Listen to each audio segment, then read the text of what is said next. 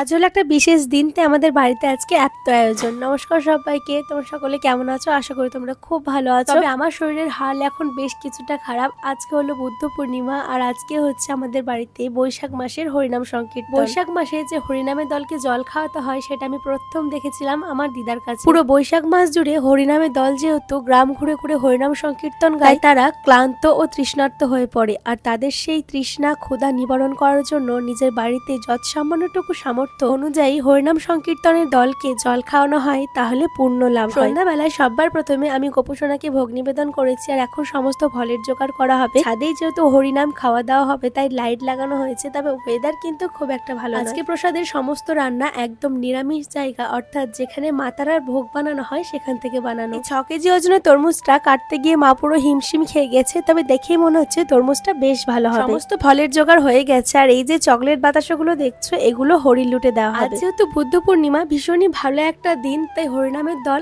আরো 3-4 বাড়ি গান সেরে সববার শেষে আসবে আমাদের বাড়ি, তাই তারা বলেই দিয়েছিল তাদের আসতে বেশ কিছুটা দেরি হবে। এখন আমার গলার অবস্থা ঠিক এরকম, বিরক্ত লাগছে কথা বলতে। রেডি হয়ে অনেকক্ষণ অপেক্ষা করার পর অবশেষে হরিনামের দল আমাদের বাড়িতে এলো। বাকিটা নিয়ে আসছি নেক্সট পার্টে।